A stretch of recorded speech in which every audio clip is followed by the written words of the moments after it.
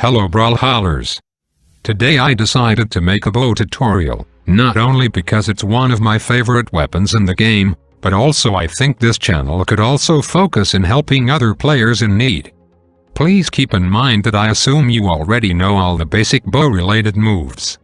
I like to think the bow is a weapon good for, quoted from Raiden, sticking to your opponent, capable of dealing a lot of damage with some fancy strings.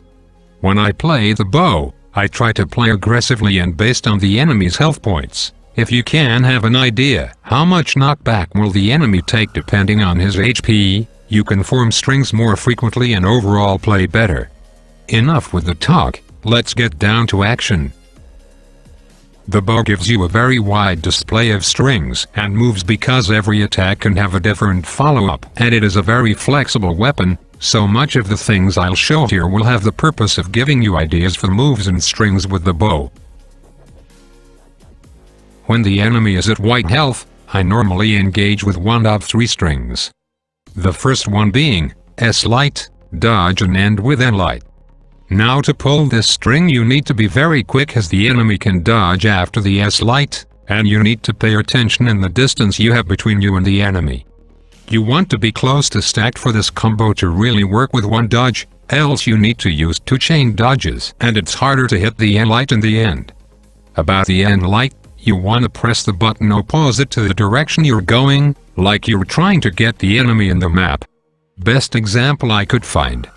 This string works until the enemy reaches orange.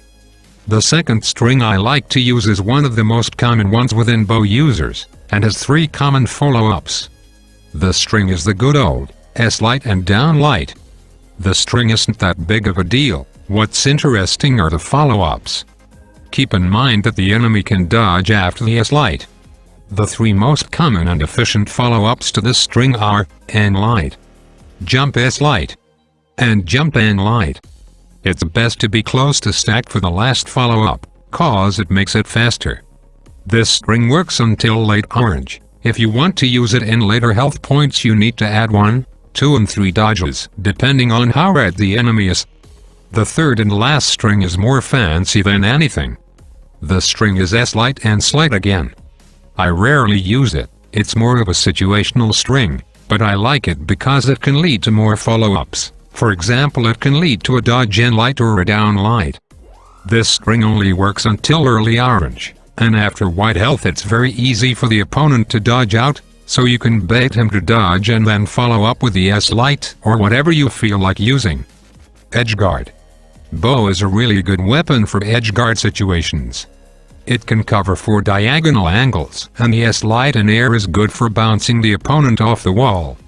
Because of the angles the bow can cover, it is very good to turn around situations, and killing people by not allowing them to touch the wall, making them out of jumps. You want to be on top the whole time, so you can put more pressure on your opponent. Normal edgeguard moves with bow are S-light and N-light. One thing I like to do is, if you manage to knock the opponent off the platform, you can quickly dodge after him and ground pound. This usually gets people off guard. That's pretty much what I have to say about edgeguard. Well guys, I hope you have enjoyed. It's the first time I do something like this, so if you think I should do more, hit the like button or tell me in the comments. I also would like to hear your opinions on the bow. Thanks for watching.